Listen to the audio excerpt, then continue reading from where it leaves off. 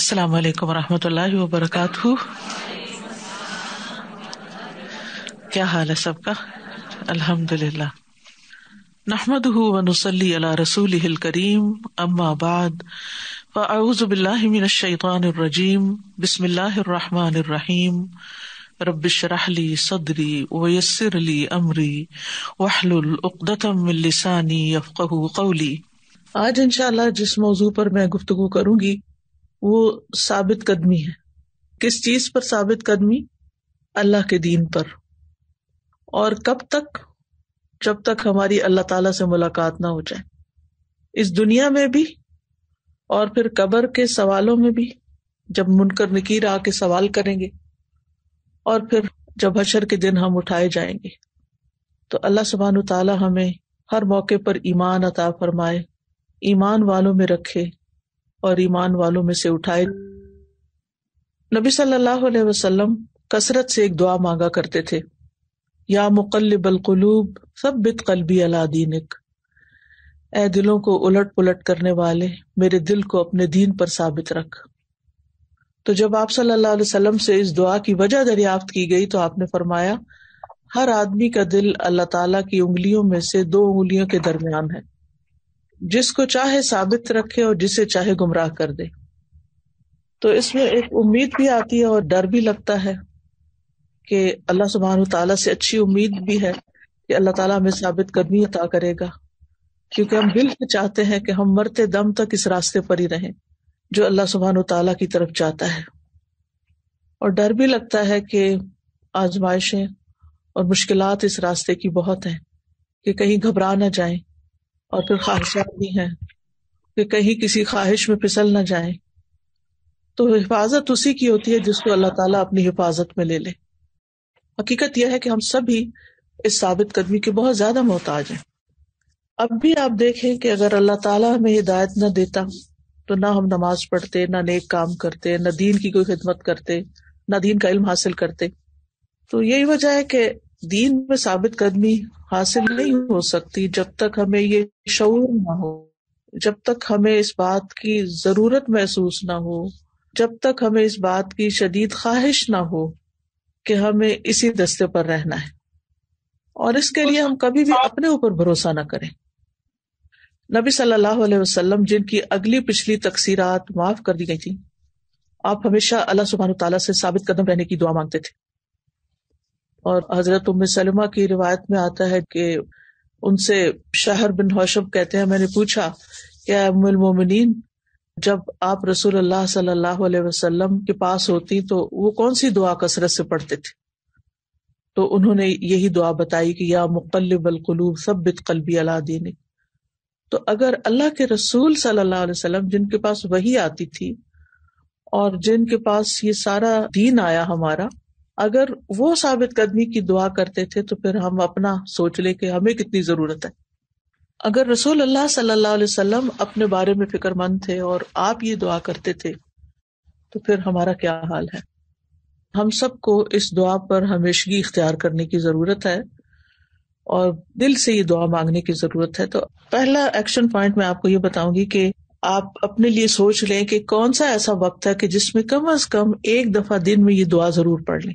پڑھنی تو زیادہ چاہیے لیکن کم از کم دن میں ایک دفعہ تو ضرور ہو. یعنی جب تک ہم اپنے اوپر کوئی پابندی نہیں لگائیں گے نا، یا کوئی ٹائم فکس نہیں کریں گے تو ہم پھر بھول جائیں گے.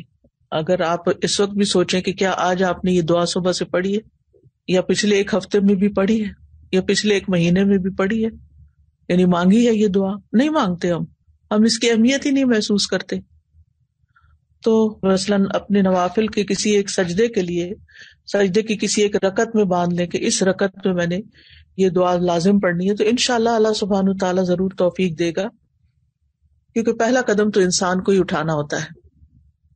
اب میں چند باتیں کروں گی آپ کے سامنے کہ جس سے یہ بات پتہ چلے کہ ثابت قدمی میں کون سی چیزیں مددگار ہوتی ہیں، یعنی کن چیزوں سے ثابت قدمی حاصل ہوتی ہے. سب سے پہلی چیز ہے ایمان اور ہدایت کی نعمت پر اللہ کا شکر ادا کرنا، کہ اللہ نے ہمیں مسلمان بنایا، اللہ سبحانہ تعالیٰ نے ہمیں ایمان عطا کیا، اللہ سبحانہ تعالیٰ نے ہمیں دین کا علم عطا کیا، ہمیں دین والوں سے جوڑا، ہمیں دین کی خدمت کی توفیق عطا کی، کیونکہ ماشاءاللہ اس وقت میٹنگ میں آپ سب لوگ جو ہیں وہ کسی نہ کسی کیپیسٹی میں دین کی خدمت کر رہے ہیں، دین پھیلا رہے ہیں. تو ان ساری نعمتوں پر دل سے اس وقت اور آئندہ بھی شکر گزار رہے. اور جب شکر آتا ہے نا تو پھر شکوے شکایتیں نکل جاتی ہیں کہ ہائے اتنا کام کرنا پڑ رہا ہے، بڑی مشکل ہے، جب سے یہ کام شروع کیا ہے زندگی بڑی مشکل بن گئی ہے. نہیں، یہ شکر نہیں ہوتا. شکر صبر کے بغیر آ ہی نہیں سکتا. یعنی تکلیف بھی ہو تو بھی اللہ کی رضا پہ راضی کہ جو نعمتیں اللہ نے دی ہیں میں ان پر شکر گزار ہوں. اللہ سبحانہ وتعالیٰ فرماتے ہیں ربنا لا تزغ قلوبنا بعد اذ ہدیتنا وہب لنا من لدنک رحمہ انک انت الوہاب. اے ہمارے رب، ہمارے دل ٹیڑے نہ کر اس کے بعد کہ تو نے ہمیں ہدایت دی، اور ہمیں اپنے پاس سے رحمت عطا فرما، بے شک تو ہی بے حد عطا کرنے والا ہے. تو اللہ سبحانہ تعالیٰ ہی الوہاب ہے، عطا کرنے والا ہے، اور رحمت بھی وہی عطا کرتا ہے، اور اسی کی رحمت سے ہم اس دین پر مرتے دم تک قائم رہ سکتے ہیں. ورنہ یہ بھی اندیشہ ہوتا ہے کہ ساری زندگی انسان اچھے کام کرے اور مرتے وقت اس کو کلمہ نصیب نہ ہو، شیطان اس کو بہکائے اور وہ کسی بہکاوے میں آ جائے تو خاتمہ خیر سے نہ ہو. تو ہمیں اس کی فکر کرنی چاہیے اور خاتمہ بالخیر کی دعا کرنی چاہیے. ٹھیک ہے، تو سب سے پہلی چیز کیا ہو گئی؟ ایمان اور ہدایت کی نعمت پر اللہ سبحانہ تعالیٰ کا شکر ادا کرنا. دوسری چیز ہے اخلاص، یعنی ہم اپنے آپ سے پوچھیں کہ ہم ثابت قدمی کیوں چاہتے ہیں، یا نیک عمل کیوں کرنا چاہتے ہیں، یا دین کی خدمت کیوں کرنا چاہتے ہیں. یہ کام جو بھی آپ کر رہے ہیں، چاہے کوئی کلاس لے رہے ہیں، چاہے کوئی آفس میں کام کر رہے ہیں، یا کسی بھی قسم کی کوئی بھی آپ کی ذمہ داریوں یا ڈیوٹیوں میں سے ہے، تو آپ ضرور اپنے آپ سے پوچھیں کہ میں یہ کیوں کر رہی ہوں اور کس کے لیے کر رہی ہوں. وقتاً فوقتاً اپنے آپ سے یہ سوال کرتی رہیں، اور خاص طور پر جب اس راستے میں کوئی مشکل آئے تو آپ اس وقت تو ضرور سوچیں کہ میں نے تو یہ راستہ اللہ کی خاطر اپنایا، اللہ کی رضا کے لیے، تو پھر اس مشکل پہ رونا دھونا کیوں، پریشانی کیوں؟ جس کا کام ہے وہ ضرور سنبھالے گا. تو اپنے اندر بھی اخلاص لائیں، اور اپنے ساتھیوں کے اندر بھی، جو بھی آپ کے ساتھ مل جل کے کام کر رہے ہیں ان کے اندر بھی بار بار اس بات کو انکلکیٹ کریں، بار بار اس بات کی یاد دہانی کرائیں، کیونکہ یہ وہ بات ہے جو شیطان بہت جلد بھلوا دیتا ہے ہمیں کہ ہمارا سب کچھ اللہ کے لیے ہے. ان صلاتی و نسکی و محیای و مماتی للہ رب العالمین لا شریک لہ، کوئی بھی اس کا شریک نہیں. وبذالک امرت وانا اول المسلمین.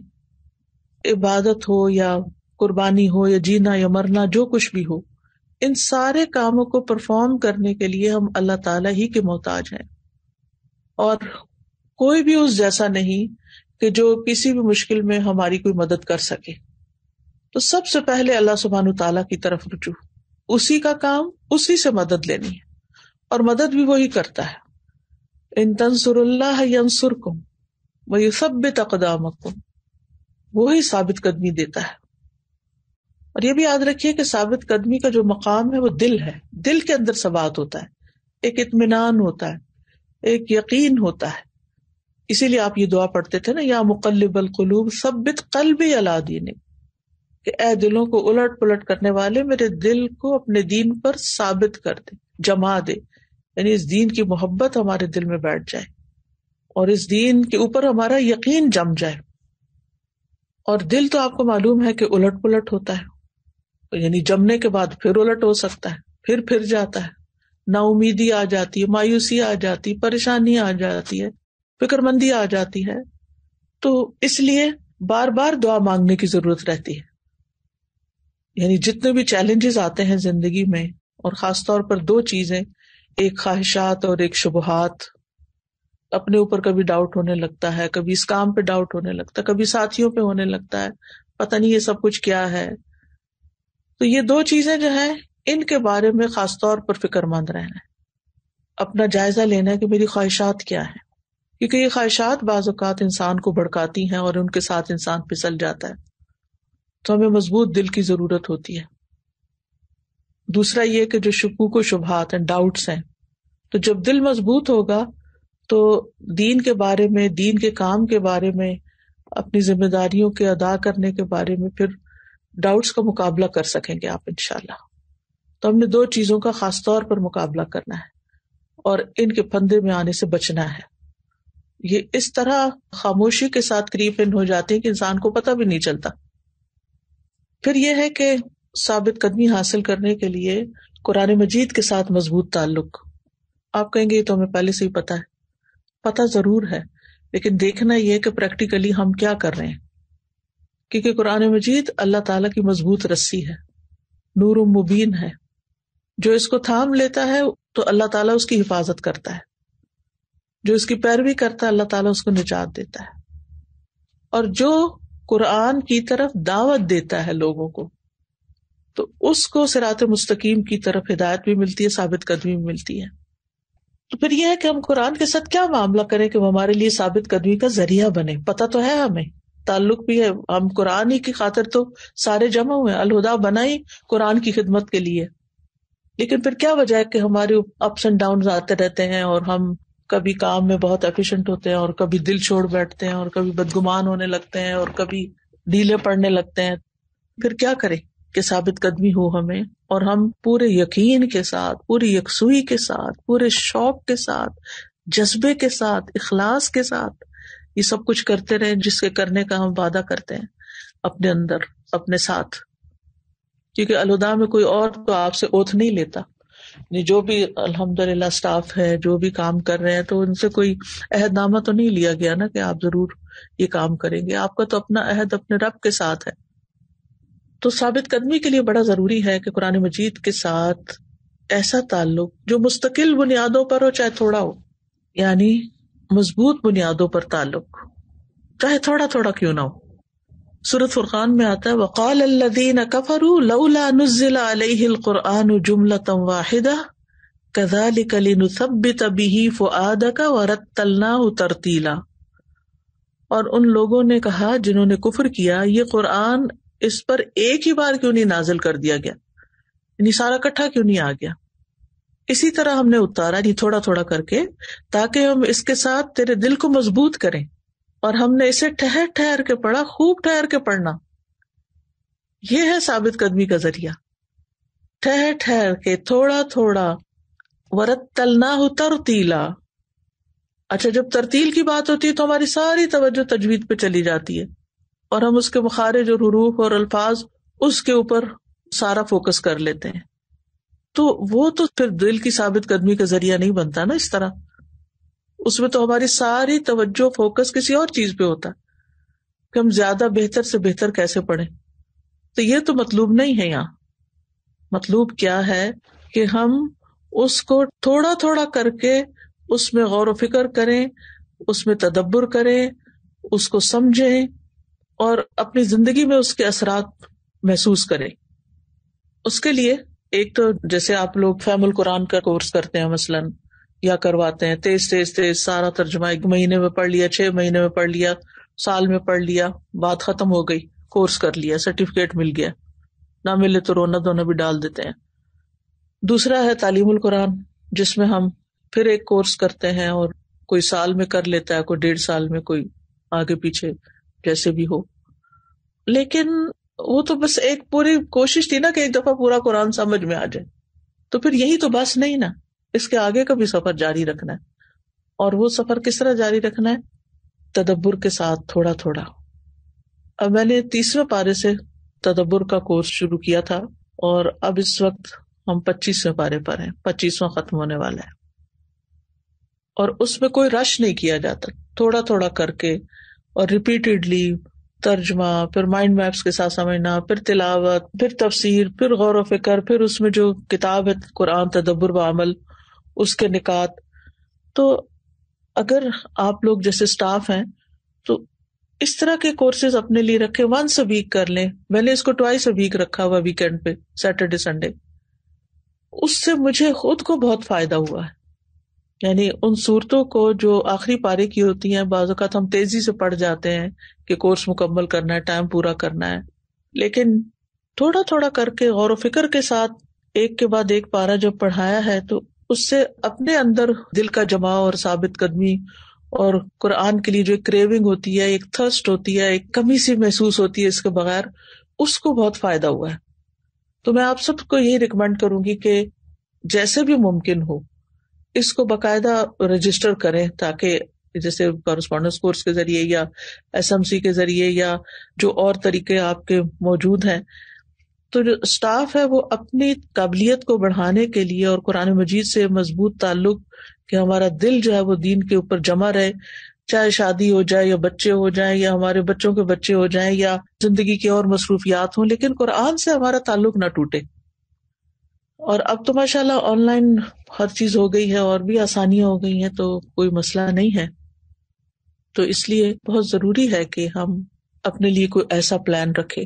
اس پلان کی ضرورت اس لیے ہوتی ہے کہ ہم جب خود سے اپنے طور پہ ایک کام شروع کرتے ہیں، اچھا میں روزانہ اتنا پڑھوں گی، اتنا سمجھوں گی، اتنا کروں گی، اور پھر کیا ہوتا ہے کہ کوئی مجبوری آ جاتی ہے، کوئی کام آ جاتا ہے، تو پھر ہم اس میں سستی کر جاتے ہیں اور چیزیں پیچھے ہی رہ جاتی ہیں.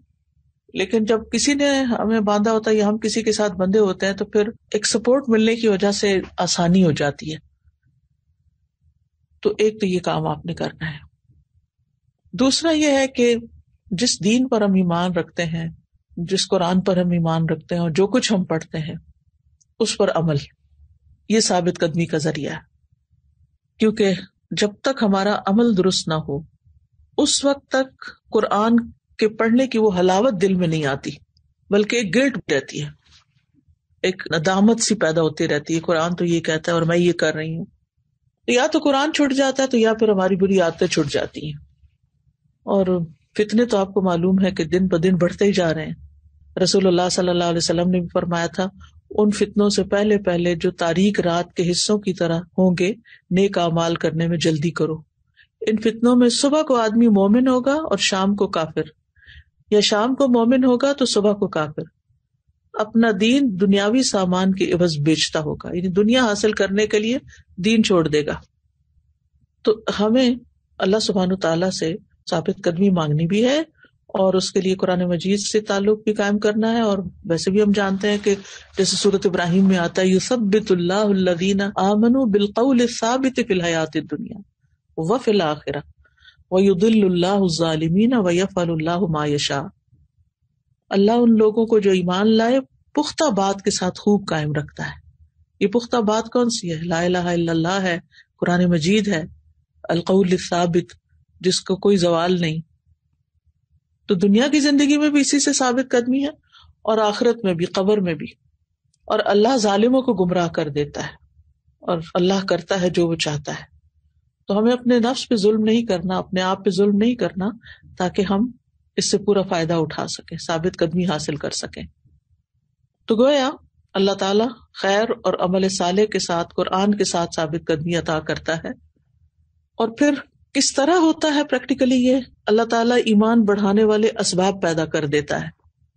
انسان کے سامنے ایسے واقعات، حالات، ایسے مشکلات آتی ہیں کہ جس میں جو پڑھا ہوتا ہے وہ کام میں آتا ہے، تو انسان کا یقین بڑھتا ہے یا کسی طرح سے تائید ہمیں حاصل ہوتی ہے. دوسرے یہ کہ نیک اعمال کا دروازہ کھل جاتا ہے، زندگی کسی کام آ جاتی ہے، انسان زیادہ پروڈکٹیو ہو جاتا ہے. پھر اسی طرح اللہ تعالیٰ ثابت قدمی عطا کرتا ہے گناہوں اور نافرمانیوں سے بچا کے. پھر ایک اور چیز جو انسان کے دل کو بہت تسلی دیتی ہے اور ثابت قدمی انسان کو نصیب ہوتی ہے، وہ انبیاء کے واقعات کا مطالعہ ہے، ان میں غور و فکر ہے، صحابہ کے حالات اور واقعات کا مطالعہ ہے، یعنی انعمت علیہم جو ہے. تو ان میں غور و فکر کرنا بہت ضروری ہے. آپ دیکھیں کہ قرآن مجید میں بھی اللہ سبحانہ وتعالی رسول اللہ صلی اللہ علیہ وسلم کو انبیاء کے واقعات سنا سنا کر ان کو تسلی دیتے تھے اور ثابت قدم رکھتے تھے. سورۃ ہود میں آتا ہے وَكُلًّا نَقُصُّ عَلَيْكَ مِنْ أَنْبَاءِ الرُّسُلِ مَا نُثَبِّتُ بِهِ فُؤَادَكَ وَجَاءَكَ فِي هَٰذِهِ الْحَقُّ وَمَوْعِظَةٌ وَذِكْرَىٰ لِلْمُؤْمِنِينَ. اور ہم رسولوں کی خبروں میں سے ہر وہ چیز آپ سے بیان کرتے ہیں جس کے ساتھ ہم آپ کے دل کو ثابت رکھتے ہیں.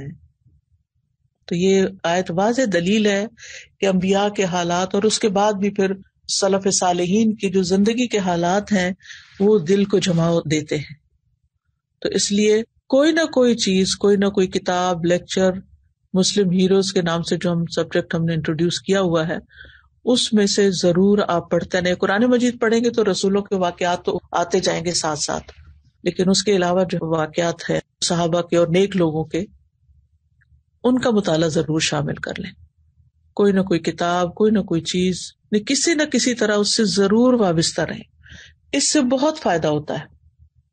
میں کل تیاری کر رہی تھی اپنی، جو یہی ویکینڈ کا ہمارا تدبر کا کورس ہوتا ہے، تو اس میں ایک اسکالر ہیں ایجپٹ کے، مصطفیٰ الادوی، تفسیر بہت اچھی کرتے ہیں. تو وہ میں اس حصے کی تفسیر سن رہی تھی، تو اس میں وہ حضرت عمر بن عبدالعزیز کا واقعہ بتا رہے تھے کہ کس طرح ان کی بیوی جو تھی فاطمہ بنت عبد الملک، وہ خلیفہ کی بیٹی تھی، اس کا دادا بھی خلیفہ تھا، اس کے بھائی خلیفہ تھے، یعنی ہر طرف سے وہ اتنی پریویلیجڈ خاتون تھی. لیکن کس طرح حضرت عمر بن عبدالعزیز کے ساتھ انہوں نے زندگی بسر کی، اور کس طرح تعاون کیا، اور کس طرح ان کے لیے سپورٹ بنی.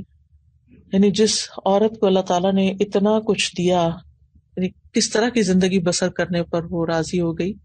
تو سبحان اللہ، پھر انسان کے دل میں یہ آتا ہے کہ اچھا ایسے لوگ بھی تھے. اور پھر حضرت عمر بن عبدالعزیز کے بارے میں تو آپ کو پتا ہے، ان کا وہ واقعہ سنا رہے تھے کہ سیر اعلام النبلاء سے، یہ کئی جلدوں پر ایک مشتمل کتاب ہے، اسلام آباد الہدیٰ کی لائبریری میں بھی موجود ہے، جس میں بڑے بڑے لوگوں کے حالات زندگی جو ہیں وہ لکھے گئے ہیں. کہتے ہیں کہ فاطمہ بنت عبد الملک کہتی ہیں کہ عمر بن عبدالعزیز اپنے کاتب کو کہتے تھے کہ دیکھو اپنا قلم کا نوک جو ہے نا وہ باریک کر لو اور قریب قریب لکھو. میں نہیں چاہتا کہ مسلمانوں کے بیت المال میں سے اس تحریر پر ایسا مال ضائع ہو کہ جس سے مسلمانوں کو نفع نہ ہو. یعنی اور واقعات ہم نے سنے ہوئے نا کہ کس طرح کی احتیاط کیا کرتے تھے اور کیسا کیسا تقویٰ تھا ان لوگوں کے اندر. یہ واقعہ کل میں نے پہلی دفعہ سنا کہ قلم باریک کر لو، کیونکہ پہلے لکڑی کے قلم سے لکھتے تھے لوگ. قلم باریک کر لو اور سطریں جو ہیں باہم قریب کر لو تاکہ کم سے کم کاغذ استعمال ہو. کاغذ ان دنوں میں ہوتا بھی نہیں تھا، وہ لوگ چمڑے وغیرہ پر اور اس طرح کی چیزوں پر، لکڑی اور ان چیزوں پر لکھتے تھے. تو یہ تقویٰ ہی سکھاتا ہے نا انسان کو. تقویٰ کی ڈیفینیشن تو ہم کتابوں میں پڑھتے ہیں یا آیات ہم پڑھتے ہیں، احادیث بھی پڑھتے ہیں، لیکن اس تقویٰ کی عملی امپلیمنٹیشن جو ہے وہ ان نیک لوگوں کے اندر نظر آتی ہے کہ ان کے اندر کتنا احساس تھا، اللہ کے مال کی کیسی حفاظت تھی. آج ہمارے پاس بھی کسی نہ کسی طرح لوگوں کی امانتیں ہوتی ہیں، ڈونیشنز ہوتی ہیں، ان کو استعمال کرنا ہوتا ہے، تو ہم کتنی حفاظت کرتے ہیں، ہم اس کو کس طرح استعمال کرتے ہیں، چاہے وہ نیکی کے یا خیر کے کام میں استعمال ہو رہی ہو. تو بہرحال ہم سب جو ہیں ثابت قدمی کے بہت زیادہ محتاج ہیں دین پر. پھر انبیاء علیہ السلام کی ثابت قدمی میں دیکھیں، حضرت ابراہیم کی ثابت قدمی کو دیکھیں کہ کس طرح ان کو آگ میں ڈالا گیا تو بھی وہ نہیں ہٹے، اور ان کا دل جبریل علیہ السلام کی طرف بھی متوجہ نہیں ہو جب انہوں نے آ کے کہا میں آپ کی کیا مدد کر سکتا ہوں. سبحان اللہ، انہوں نے کہا میں حسبی اللہ و نعم الوکیل. اگر ہم کسی مشکل میں اور کوئی بندہ ہمیں آفر کرے تو ہم فوراً اس کی طرف لپک جائیں گے اور اسی کے شکر گزار ہوں گے اور اللہ کو ہی بھول جائیں گے، دعا مانگنا ہی بھول جائیں گے. بس یہ ایک بندہ آگے اللہ نے بھیجا کافی ہے ہمارے لیے. موسیٰ علیہ السلام کی ثابت قدمی دیکھیں کہ کس طرح سامنے دریا تھا، پیچھے فرعون تھا، کیا کہا انہوں نے، قال کلا ان معی ربی سیہدین، ہرگز نہیں، کچھ نہیں ہوتا، بے شک میرا رب میرے ساتھ ہے، وہ مجھے ضرور راستہ بتائے گا. فرعون کے جادوگروں کی مثال قرآن میں آتی ہے، جو فرعون نے کہا تھا کہ میں ضرور تمہارے ہاتھ اور پاؤں مخالف سمت سے بری طرح کاٹوں گا، پھر یقیناً تم سب کو بری طرح سولی دوں گا. پھر کیا ہوا؟ کیا وہ واپس پھر گئے؟ نہیں، وہ جمے رہے. اصحاب الاخدود کا واقعہ آتا ہے، آل فرعون کے مومن کا واقعہ قرآن میں آتا ہے، بہت سے واقعات ہیں کس طرح ثابت قدمی اختیار کی انہوں نے. تو چوتھی چیز یہ ہے کہ اللہ سبحانہ وتعالیٰ پہ بھروسہ کرنے کے ساتھ ساتھ اچھا گمان رکھنا، یہ بھی بڑا ضروری ہے، کیونکہ مشکل کا وقت لمبا ہو جاتا ہے نا تو انسان کمزور پڑ جاتا ہے.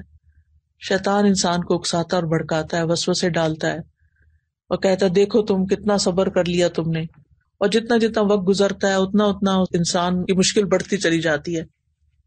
تو ایمان کی حلاوت محسوس کرنی چاہیے اور اللہ کے وعدوں پہ یقین رکھنا چاہیے. ما ودعک ربک وما قلی، وَلَلْآخِرَةُ خَيْرٌ لَكَ مِنَ الْأُولَى وَلَسَوْفَ يُعْطِيكَ رَبُّكَ فَتَرْضَىٰ. تیرے رب نے تجھے چھوڑا نہیں، نہ وہ ناراض ہوا، کیونکہ انسان مشکل میں یہی سمجھتا ہے شاید اللہ تعالیٰ مجھ سے ناراض ہے. پھر اللہ تعالیٰ وعدہ کرتے ہیں اور یقیناً پیچھے آنے والی حالت پہلی حالت سے بہتر ہوگی، یعنی آئندہ اچھا وقت آ رہا ہے اور یقیناً تیرا رب تجھے وہ عطا کرے گا کہ تو راضی ہو جائے گا. وَلَسَوْفَ يُعْطِيكَ رَبُّكَ فَتَرْضَىٰ. تو انگزائٹی میں مبتلا نہ ہو، پریشان نہ ہو، فکر نہ کرو، ہو جائے گا. اگر تم اللہ کی طرف جا رہے تو اللہ تعالیٰ تمہیں کیسے چھوڑ دے گا؟ حدیث میں آتا ہے کہ انسان کھڑا ہی ہوتا ہے تو اللہ تعالیٰ اس کی طرف چل کے آ جاتا ہے، اور جب انسان چلتا ہے تو اللہ تعالیٰ دوڑ کے آتا ہے اس کی طرف.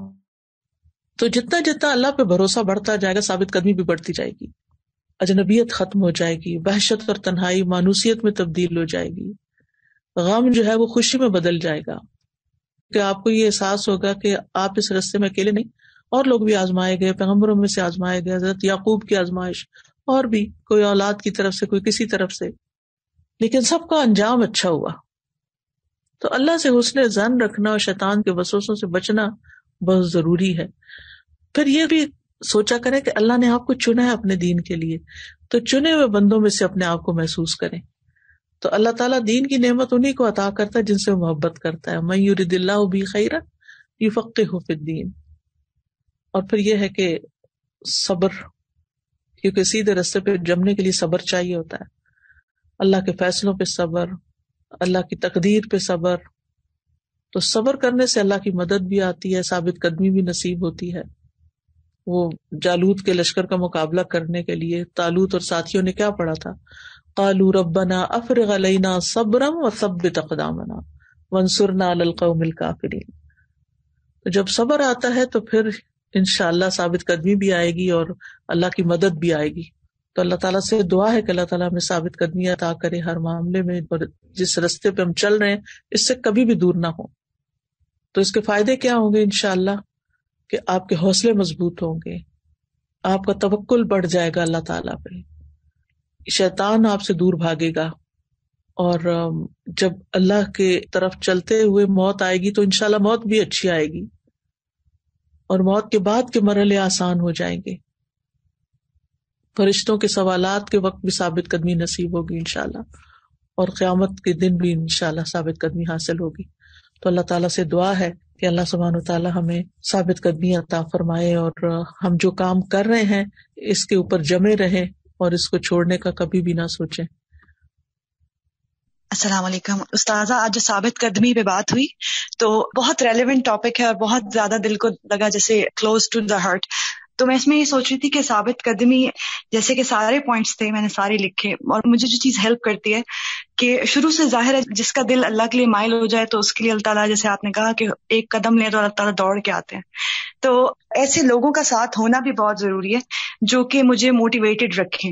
تو مجھے یہ لگتا ہے کہ اگر ہم نے ثابت قدم رہنا تو ہماری کمپنی کو بہت ایسا ہونا چاہیے جو کہ ہمیں ساتھ اپنے پش کریں، کیونکہ انسان ہے نا، تو انسان کا دل ایک دم سے کبھی کبھی وسوسے آ جاتے ہیں، کبھی کبھی روٹینز، اور جیسے ہم لائف سٹائل میں رہ رہے ہیں اور جس طرح کے انوائرمنٹ میں رہ رہے ہیں تو اکثر بندہ سلپ ہو جاتا ہے. بہت اہم بات کی ہے کہ ایسے لوگوں کے ساتھ رہنا بہت ضروری ہوتا ہے. اور اب چونکہ سارے جیسے لاک ڈاؤن وغیرہ میں اپنے اپنے گھروں میں ہیں یا کچھ، تو یہ جو ورچولی بھی اکٹھے ہونا ہے یہ بھی انشاءاللہ ثابت قدمی کا سبب بنے گا.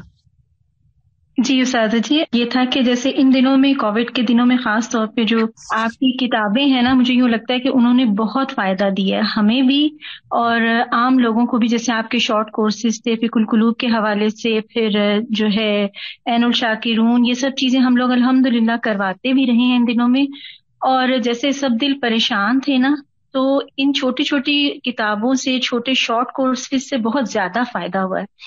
اور الحمدللہ آپ سے یہ بھی پوچھنا تھا کہ جیسے میں خود بھی تدبر القرآن کے آپ کے لیسنز سنتی ہوں گھر میں، تو جیسے ہم سب کے بچے جو ہیں وہ اب ٹین ایج جن کے ہیں، تو اگر ہم ان کے ساتھ قرآن شروع کرتے ہیں تو کیا جو آپ کی تفسیر جو جیسے 2005 کی یا 2002 کی ہے وہ ہم انہیں شروع کرائیں، یا جس طرح سے یہ جو تدبر القرآن کے آپ کے لیکچرز ہیں یہ اگر ہم شروع کروا لیں یہ زیادہ بہتر ہے؟ آپ اس میں جو ہے ہماری رہنمائی کیجیے.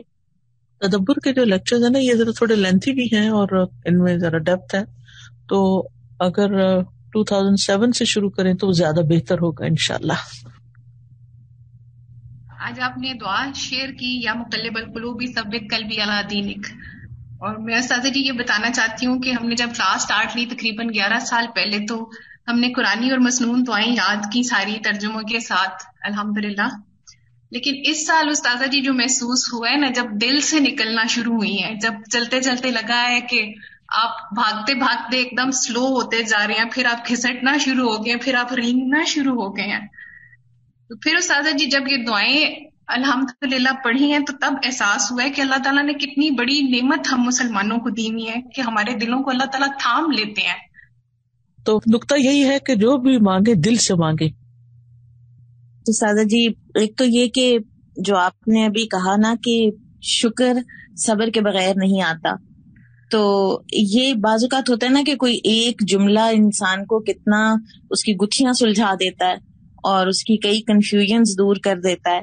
تو مجھے بس یہی بار بار خیال آ رہا ہے کہ استاد سے پڑھنا کتنا ضروری ہوتا ہے، اور جڑ کے رہنا واقعی ثابت قدمی آتی ہی تب ہے کہ جب آپ جڑے ہوئے ہوتے ہیں استاد سے اور پڑھتے رہتے ہیں اور بار بار ان چیزوں کو دہراتے ہیں. بس استاذہ جی گاؤں بھی آپ کا انتظار کر رہے ہیں سارے، اور پاکستان بھی کر رہا ہے انشاءاللہ جی. اللہ تعالیٰ خیر کا وقت لائے اور خیر سے ہم سب کو ملائے، اور آپ سب لوگوں کو اور ہم سب کو عافیتوں میں رکھے اللہ تعالیٰ. سازا میں یہ سوچ رہی تھی کہ ہم لوگ ثابت قدمی کو ان لائن کر لیتے ہیں کہ حالات ہمارے مطابق ہوں گے نا تو بس ہم جم جائیں گے، تو پھر ہم دین کا بڑا اچھا کام کر لیں گے، اور بچے بڑے ہو جائیں گے تو بس ہم تو یہ پکی کمٹمنٹ ہے اور کنسسٹنسی ہم میں آ جائے گی، یا ہمارے پاس سرمایہ ہوگا تو ہم یہ کام کریں گے. تو میں کہہ رہی تھی یہ تو بالکل ڈفرینٹ ہی پوائنٹس جو آج آپ نے دیے ہیں کہ ثابت قدمی ان چیزوں سے زیادہ بیسڈ ہے، دعا سے، صبر سے، شکر سے، قرآن کے ساتھ تعلق سے، اور وہی قرآن کو ٹھہر ٹھہر کے پڑھنے سے. تو ہم دنیاوی زیادہ بیس کر رہے ہوتے ہیں، لائک دوسروں کے اوپر دیکھ رہے ہوتے ہیں کہ بس ہم جم جائیں گے، ایسا ہوگا نا تو بس میں جم جاؤں گی. تو یہ چیز اس وقت سوچ. جزاک اللہ خیرا. زرینہ بات کر رہی ہوں. طبیعت ہے آپ کی؟ جی الحمدللہ استاذہ، اللہ کا بہت کرم ہے اور آپ کی دعائیں، جزاک اللہ خیرن. الحمدللہ میں بالکل ٹھیک ہوں. استاذہ اگر آپ کی اجازت تو ایک چھوٹا سا کام شیئر کرنا چاہ رہی تھی میں آپ کے ساتھ. ضرور. تو ہم گزشتہ کن سالوں سے ہم لوگ یہ کام کر رہے ہیں. آج سے جو معاشرے کا المیہ ہے ڈائیورسز، اس کے اوپر الحمدللہ ہماری ٹیم ہے، میرے فادر اس کو ہیڈ کر رہے ہیں. تقریباً 10 سے 12 لوگ ہیں، اس میں 3 خواتین ہیں اور باقی مرد حضرات ہیں، ملوئرس بھی ہیں، کچھ علاقے کے اثر و رسوخ رکھنے والے سمجھدار لوگ شامل ہیں. ایک یہ پراپر ٹیم ہے جو کہ ورک کرتی ہے، اور جہاں جہاں ہمیں پتہ چلتا ہے کہ میاں بیوی کے درمیان میں تکلش ہے یا بات جو ہے وہ ڈائیورس تک پہنچ چکی ہے، تو الحمدللہ ہماری ٹیم وہاں جاتی ہے، ان سے بات چیت کرتی ہے، کاؤنسلنگ ہوتی ہے باقاعدہ، فریقین کی آپس میں بیٹھ کے بات چیت کر کے تو پھر اس مسئلے کو سارٹ آؤٹ کیا جاتا ہے. تقریباً 34-35 فیملی رہتی ہیں الحمدللہ جن کو باقاعدہ آباد کیا گیا. اور تازہ میں بتاؤں گی کہ ایسے کیسز بھی تھے کہ یقین تھا کہ بس 3 دن بعد طلاق ہو جائے گی، اور باقاعدہ کیسز جو ہیں وہ کورٹ میں چل رہے تھے. تو الحمدللہ وہاں سے جا کے پراپر ورک کیا گیا، اور اللہ کا شکر ہے کہ آج وہ گھرانے آباد ہیں. اور اللہ کا شکر ہے کہ ابھی کیونکہ سلو تھا استاذہ، یہ کام سلو تھا تھوڑا سا کچھ خصوصیات کی بنا پر، لیکن انشاءاللہ آج کا لیکچر سن کے تو ایک دم سے ایک فیول سا آ گیا. استاذہ یقین کیجئے اس چیز کو ہم نے ایکسپیرینس کیا کہ جب ہم دوسروں کے لیے کام کرتے ہیں نا، ہم دلوں کو آباد کرتے ہیں، تو اس سے آپ کا اپنا دل آباد ہو جاتا ہے. اور استاذہ یقین کیجئے معاشرے میں ہمیں یہ چیز نظر آتی ہے کہ توڑنے والے ہزاروں ہیں، جوڑنے والا کوئی نظر نہیں آتا. سب سے بڑا تو شیطان، اور یہ تو شیطان کو شکست دینے والی بات ہے. الحمدللہ استاذہ آج ثابت قدمی میں مددگار چیزیں، ایک پوائنٹ ایسا ہے جیسے دل پہ جا کے اثر کرا تھا. الحمدللہ بارک اللہ استاذہ، اللہ سبحانہ وتعالیٰ آپ کو زندگی صحت میں بہت برکت دیں. استاذہ جی میں اس میں ایک پوائنٹ یہ ایڈ کرنا چاہوں گی کہ فقہ القلوب کا پڑھنا اور سننا، اس کو بھی ایک باقاعدہ ایک پوائنٹ کے طور پر اس میں ایڈ کرنا چاہیے، کیونکہ بے شک باقی سب چیزیں بھی الحمدللہ سب نے لے کر چلنی ہیں، لیکن میں اپنی ذاتی زندگی کے حوالے سے فقہ القلوب کے پڑھنے کے بعد استاذہ جی الحمدللہ اس طرح سے دل کی دنیا بدلی ہے، اور اس طرح سے کام کرنے کو اور آگے بڑھتے رہنے کو ہی، اور دل چاہتا ہے کہ میں اس کو اس طرح سے شاید لفظوں میں نہیں بتا سکتی، بلکہ جیسے آج آپ نے اخلاص کے بارے میں بتایا کہ اس کی بہت ضرورت اور مشکلات کئی دفعہ ڈگمگا دیتی ہیں. تو آپ نے فقہ القلوب میں کے ایک لیکچر میں آپ نے بتایا تھا کہ جب بھی آپ کو کوئی ایسی مشکل پیش آئے جو آپ کو لگ رہا ہو کہ آپ کے بس سے باہر ہو رہی ہے، تو آپ اللہ تعالیٰ کو لکھیں، پیپر لیں، اس پر اپنی مشکل لکھیں اور پھر اس کو اللہ تعالیٰ کے حوالے یوں کریں اور کہیں کہ یا اللہ یہ میں نے لکھ دیا، یہ تیرا کام ہے، اب یہ تو نے کرنا ہے. اور واقعی استاذہ جی الحمدللہ بالکل ایسا ہی ہوتا ہے، دل بالکل ہلکا پھلکا ہو جاتا ہے الحمدللہ ایسا کرنے کے بعد. یہ تو صرف ایک بات ہے استاذہ جی، اتنی ایسی چیزیں ہیں اس کتاب کو پڑھتے ہوئے، اس کے کسی بھی حصے کو پڑھتے ہوئے کہ آپ کو ایسی ایسی رہنمائی اور اس طرح سے دل کھل رہا ہوتا ہے کہ بہت زیادہ مدد ملتی ہے ثابت قدمی میں. جزاک اللہ خیرا کثیرا، آپ نے اچھا ریمائنڈر دے دیا، انشاءاللہ آپ اس پوائنٹ کو بھی ایڈ کر لیں گے. استاذہ آپ کا ایک لیکچر ہے ویب سائٹ پہ اپلوڈڈ عزم کے نام سے، کمٹمنٹ. ویسے تو آپ نے وہ 2011 میں وہ لیکچر دیا، لیکن وہ اتنا ریلیونٹ ہے آج بھی کہ میں جب بھی اس کو سنتی ہوں ایک نیا جذبہ پیدا ہوتا ہے. تو میں ضرور ساتھیوں سے کہوں گی کہ وہ اپنے لیے جو ویب سائٹ پہ اپلوڈڈ چیزیں ہیں نا، ہم نہ سمجھیں کہ وہ ہم نے ایک دفعہ سن لیا، لیکن وہ بار بار سننے سے بہت فائدہ ہوتا ہے. مجھے تو بہت فائدہ ہوتا ہے. جزاک اللہ خیر. استاد ایک تو یہ کہ ابھی جیسے آپ نے بات کی تھی کہ ویکلی جو آپ کے کورسز ہوتے ہیں، تو ویکلی شیڈیول جو ہے آپ کے لائیو سیشنز کا، وہ جو ہے ہمارے نیا فیس بک جو ہے اس کے اوپر موجود ہے، اس کا لنک یہاں پہ شیئر کر لیا گیا ہے. اور پھر دوسری بات یہ کہ تدبر کی بات ہوئی اور فقہ القلوب کی بات ہوئی، تو فقہ القلوب تو اس وقت موجود ہے ای لرننگ ایپ کے اوپر، اور جو تدبر ہے انشاءاللہ اس کو پلاننگ میں لا رہے ہیں. سورہ رحمان والا تو ڈال دیا ہے، لیکن یہ کہ انشاءاللہ باقی بھی جو ہے ترتیب بار وہ کر لیا جائے گا. اور جیسا کہ ابھی ایسے حالات کریٹ ہو رہے ہیں کہ واٹس ایپ گروپس بھی شاید ڈیزالو کرنے پڑیں اور اس کو چھوڑ کے ہمیں ٹیلی گرام کی طرف موو کرنا پڑے، تو یہاں پہ سب کو میں گزارش کروں گی کہ وہ ای لرننگ ایپ کے ساتھ ضروری کنیکٹ ہوں، کیونکہ ہم پلان کر رہے ہیں کہ ٹیلی گرام کی جو ایپ ہے اس کو اس کے اندر ہی بلٹ ان فیچر جیسے زوم کا فیچر اسی کے اندر ایڈ کر دیا گیا، اسی طرح ٹیلی گرام کا فیچر بھی اس کے اندر ایڈ ہو سکتا ہے. واٹس ایپ نہیں ہو سکتا تھا، تو وہ ایک بہت اچھا ایک لرننگ پلیٹ فارم ہوگا اور اس سے ہم انشاءاللہ آپس میں بھی جڑے رہیں گے. جزاک اللہ خیر. اور آپ سب کو پتہ چلا ہوگا کہ ہم نے الہدا انٹرنیشنل کے نام سے فیس بک جو ہے وہ لانچ کی ہے. میں چاہوں گی کہ جتنے بھی لوگ فیس بک رکھتے ہیں وہ سارے اس کو فالو کریں، تاکہ الہدا میں جو بھی ایکٹیویٹیز ہو رہی ہیں وہ آپ تک پہنچتی رہیں. انسان اگر وہاں رابطے میں رہتا ہے، جڑا رہتا ہے، تو اس سے یہ فائدہ ہوتا ہے کہ کبھی ہماری ہی ضرورت کی کوئی چیز سامنے آ جاتی ہے. اور ویسے بھی ید اللہ فوق الجماع، جماعت پہ اللہ کا ہاتھ ہوتا ہے، تو کوئی تو ایک جگہ ایسی ہونی چاہیے نا جہاں ہم سب اکٹھے ہوں.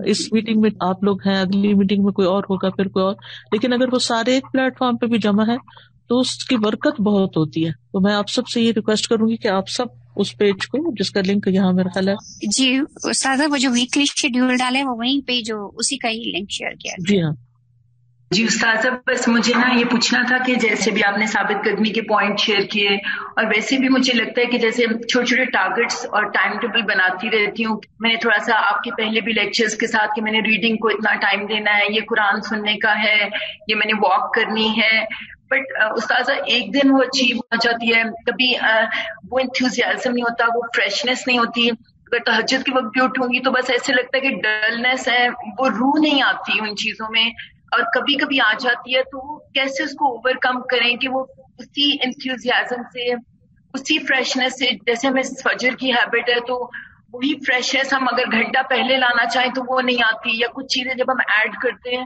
تو وہ مطلب اس کی کوالٹی وہ چیز نہیں ہوتی. تو پھر دل چاہتا ہے ٹارگٹس بھی ہوں، مستقل مزاجی بھی ہوں، تو اس کو کیسے اوور کم کریں؟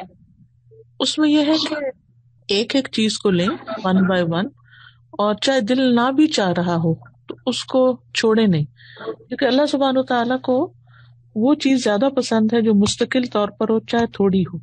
اور اس بات پہ پریشان نہ ہوا کریں کہ وہ انتھوزیازم نہیں ہے، یہ شوق نہیں ہے، یہ جذبہ نہیں ہے. انسان کے اوپر مختلف کیفیات گزرتی ہیں، ایک دن اٹھتے ہیں طبیعت اچھی ہوتی ہے، دوسرے دن تھکی ہوئی ہوتی ہے، کبھی کوئی اور کام بیچ میں آ جاتا ہے. مجھے جس چیز نے بہت فائدہ دیا اللہ کے فضل سے وہ یہ کہ اللہ کی مدد حاصل کرنے کے بعد میں نے جو بھی چیز اپنے لیے باندھی ہے اس پہ اوقات مقرر کیے ہیں کہ اس وقت کو میں نے اس کام میں ہی لگانا ہے.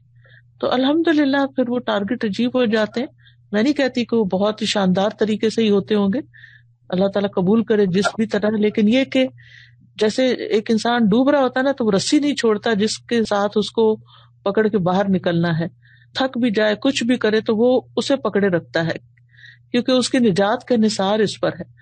تو یہ چھوٹے چھوٹے جو ہمارے کام ہیں اگر ہم یہ سمجھے کہ یہ کیے تو پار لگ سکتے ہیں تو ان کے اوقات مقرر کر لیں، یہ کام اس وقت تک کر لینا ہے، یہ کام اس وقت تک کر لینا ہے. اور اگر نہیں ٹائم مل رہا تو پھر ٹارگیٹ تھوڑے سے کم کر لیں، یا یہ کہ دو چیزیں اکٹھی کر لیں، مطلب واک اور اذکار اکٹھے کر لیں مثلاً، اور تلاوت اور تہجد اکٹھی کر لیں، یعنی تہجد کے وقت ہی چاہے دیکھ کر آپ پڑھیں، اس میں ہی اپنی تلاوت مکمل کر لیں. تو اس طرح انشاءاللہ اللہ چاہے گا تو ہوگا، اور وقت کے ساتھ ساتھ پختگی بھی آتی جاتی ہے، آسانیاں بھی ہوتی رہتی ہیں. جی استاذہ، کبھی بھی بات ہو رہی تھی اور میں یہ سوچ رہی تھی کہ ایک پوائنٹ آپ نے ڈسکس کیا تھا اللہ تعالیٰ سے حسن ظن رکھنا. جب حالات ہماری مرضی کے مطابق ہوتے ہیں تو ہم بہت آسانی کے ساتھ اپنی روٹین پہ ہم رہتے ہیں. کوئی مشکل آتی ہے، کوئی مسئلہ ہوتا ہے تو سب سے پہلے ہماری جو عبادات کم ہو جاتی ہیں، ان میں قرآن کو سب سے پہلے ہم کم ٹائم دینا شروع کر دیتے ہیں.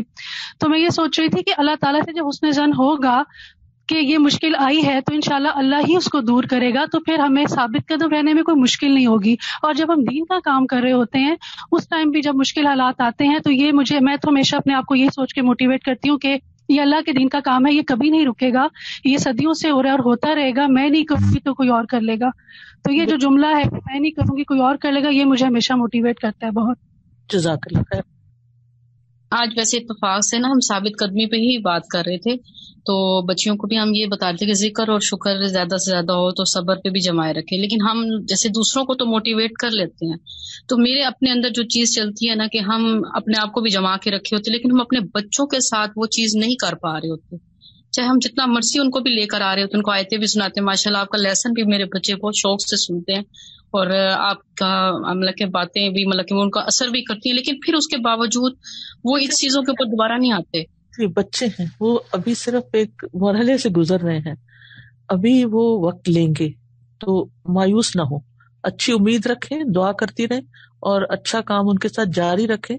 ہم اپنا بچپن یاد کریں، کیا ہم اس وقت وہ ساری باتیں مان لیتے تھے جو ہمارے ماں باپ ہم سے چاہتے تھے؟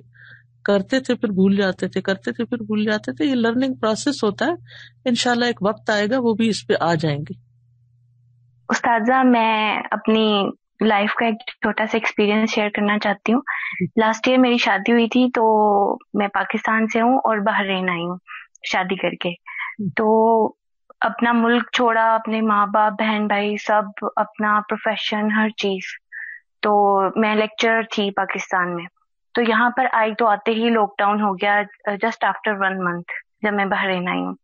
تو اتنی زیادہ ڈپریشن میں، اور یوں لگتا تھا بالکل لائف کو فل سٹاپ لگ گیا ہے، اس سے آگے کچھ نہیں ہے، اور شاید پتہ نہیں شادی کر کے میں نے بہت بڑی غلطی کر لی ہے. اور مطلب کہ بہت نیگیٹو تھاٹس اتنی زیادہ کہ میں ان سے نکل ہی نہیں پاتی تھی، یہاں تک کہ مجھے سویئر مائگرین ہونا سٹارٹ ہو گیا. تو میں نے کیا کیا کہ اکثر یوٹیوب دیکھنا، اور میں نے آپ کے بیانات سنے. تو جیسے ہی رات کو مجھے نیند نہیں آتی تھی، مجھے نیگیٹو تھاٹس آتی تھی، ڈپریشن ہوتا تھا، تو میں فوراً سے آپ کی کوئی نہ کوئی ویڈیو جو ہے نا یوٹیوب پہ جو اپلوڈ ہیں آپ کے لیسنس، وہ پلے کر لیتی تھی. تو میری آپ کے لیسن سے تھراپی ہوئی ہے، اور میں نے بالکل ایک ڈیسپیئر اور ہوپ لیسنس سے میں لائف کی طرف آئی ہوں just because of your lessons. تو آپ ایک طرح سے میرے لیے محسن ہیں، اور اللہ تعالیٰ آپ کو بہت جزا دے، اللہ تعالیٰ آپ کو صحت تندرستی والی لمبی عمر دے، تاکہ آپ ہمیشہ اسی طرح دین کا کام کرتی رہیں، اور آپ تو ہمارے لیے مشعل راہ ہیں. میں ثابت قدمی میں ایک پوائنٹ ایڈ کرنا چاہ رہی ہوں.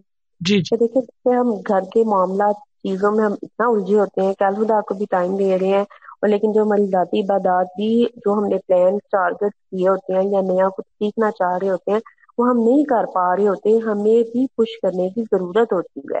تو جیسے قرآن پاک میں ہے نا سورۃ آل عمران میں اصبروا وصابروا ورابطوا، یہ آیت مجھے اتنی کلک کرتی ہے کہ جو آپ میں ہمارا رابطہ، ٹیم ورک، ایک دوسرے کو پوچھنا، ایک دوسرے کو پش کرنا، اگر کوئی پیچھے ہو رہا ہے کسی بھی وجہ سے اس کو پوچھنا، اس کا کتھارسس کرنا، اس کی پرابلم کو سولو کرنا، اس کو دوبارہ اس جگہ لے کے آنا، یہ ہمارے لیے ثابت قدمی میں بہت ہی ایک ویک پوائنٹ ہے جس پر عمل نہیں کر رہے.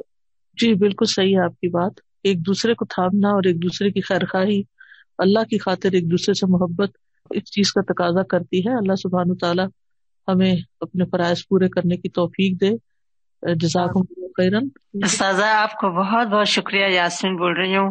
اللہ تعالیٰ آپ کو اجر عظیم دے، اور تمام لوگ جو کنیکٹڈ ہیں اللہ تعالیٰ سب کو بہت زیادہ اجر دے، اور ہمیں توفیق دے کہ ہم سب آگے بڑھتے رہیں، اور آپ کا سارا لیکچر، آپ کی ساری ریکمنڈیشنز انشاءاللہ تعالیٰ ہم لوگ ضرور فالو کریں گے، اور انشاءاللہ ہم لوگ سٹاف کے لیے بھی تدبر اور فہم القرآن کے لیے کوشش کریں گے کہ ہر جگہ ہم سب سٹاف سنیں. آپ کا بہت شکریہ استاذہ. اللہ تعالیٰ آپ سے راضی ہو. آپ لوگوں کی محنت سے اللہ تعالیٰ سب کو جزائے خیر دے. وآخر دعوانا ان الحمد للہ رب العالمین. سبحانک اللہم و بحمدک، اشہد ان لا الہ الا انت، استغفرک و اتوب الیک. السلام علیکم و رحمۃ اللہ وبرکاتہ.